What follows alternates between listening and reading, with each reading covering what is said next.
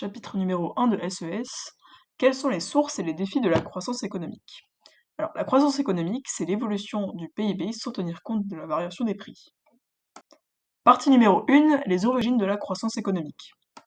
Vous montrerez quelles sont les sources de la croissance. Alors, la croissance, elle est composée du facteur travail, facteur capital et du progrès technique.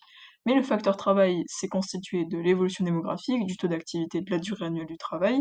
Le facteur capital, c'est le stock de capital fixe et le capital circulant. Enfin, le progrès technique, c'est toutes les améliorations techniques qui sont apportées au travail, comme le Fordisme et le Taylorisme. Alors, le facteur travail et le facteur capital, c'est des facteurs de production. Les deux, ils composent la croissance extensive. Enfin, le progrès technique, c'est la hausse du progrès technique, pardon, c'est la croissance intensive, c'est intérieur à la croissance. Et du coup, la croissance, c'est composé du facteur FC, FT et PT. Je vous expliquerai comment est mis en place le progrès technique. Le progrès technique, c'est d'abord une invention, puis une innovation. C'est une innovation de produit, de procédé, organisationnel ou commercial.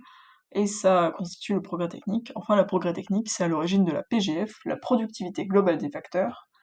Et, euh, et voilà. Je vous expliquerai comment le progrès technique permet d'accroître l'offre et la demande avec les gains de productivité. En effet, le progrès technique permet une baisse des coûts unitaires, une hausse de l'économie d'échelle, du coup, enfin, c'est plutôt de l'un, voilà.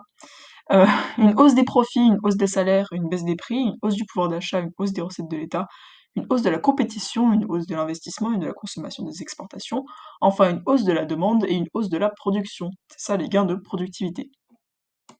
Vous montrerez que le progrès technique est interne à la croissance. En effet, le progrès technique, il est endogène. D'abord, on a la croissance.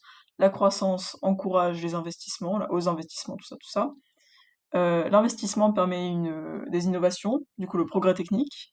Puis le progrès technique, comme on l'a vu plus tôt, il permet les gains de productivité, la hausse de la demande, la hausse des exportations, tout ça. Ce qui permet, encore une fois, la hausse de la croissance. C'est un cercle vertueux. Vous montrerez que les institutions ont un impact sur la croissance.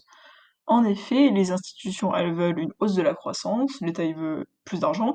Il faut donc encourager les entreprises à investir et à innover. Qu'est-ce qu'on fait dans ces cas-là? On crée des titres de propriété, ou alors ça s'appelle un brevet. En gros, en donnant un titre de propriété, une entreprise qui a un brevet a un monopole temporaire, comme avec la croix directionnelle de Nintendo, on a un brevet dessus, ce qui fait que c'est les seuls à pouvoir produire des croix directionnelles sur leur manette. Ceci encourage les sociétés à investir, parce que bah, si elles investissent, elles ont un brevet, elles ont un monopole, elles ont plus d'argent, elles sont contentes, et du coup, bah, ça sert de la croissance.